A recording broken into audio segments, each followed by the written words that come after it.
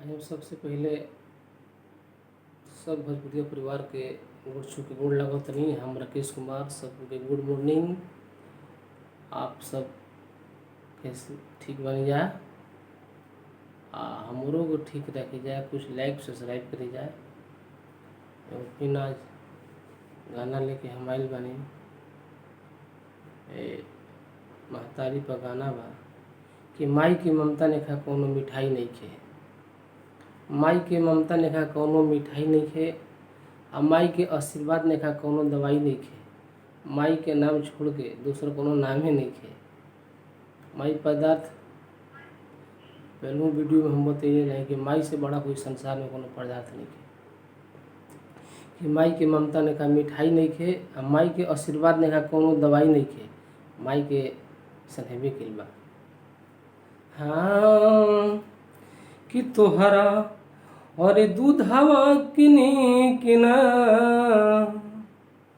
कि तोहरा दूधवा किनी के न दियाई रे माई। तोहरा ममता में सागर ना समाये माई। तोहरा ममता में सागर ना समाये माई। तोहरा दूधवा किनी के न दियाई रे माई।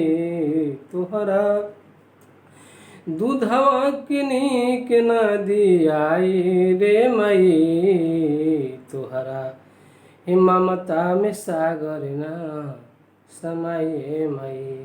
तोहरा ममता में सागर ना समाये माई। चांदे से मांगेलू चमकत अंजुरिया, सूरज से मांगेलू वरदान।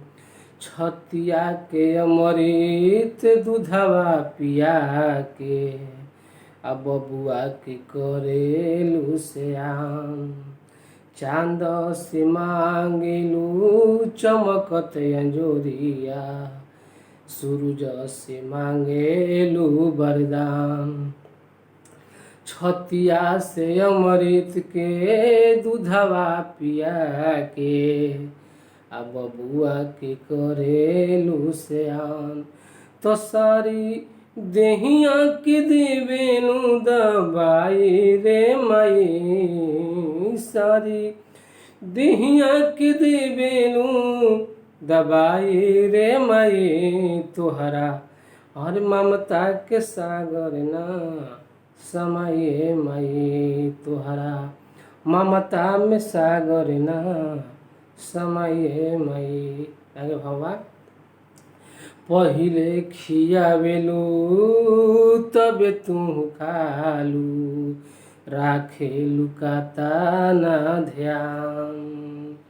पहिले तू खालू तबे तू खियावेलू, राखेलू काता ना ध्यान। कहेलू केहू के नजरो न लागे, बबुआ के कर भगवान। कहेलू केहू के नजरो न लागे, दया कर भगवान। तूहू सोचेलू जे हमें होला, कि तूहू सोचेलू जे हमें होला भलाई ये माई। तूहू सोचेलू जे हमें होला भलाई ये माई।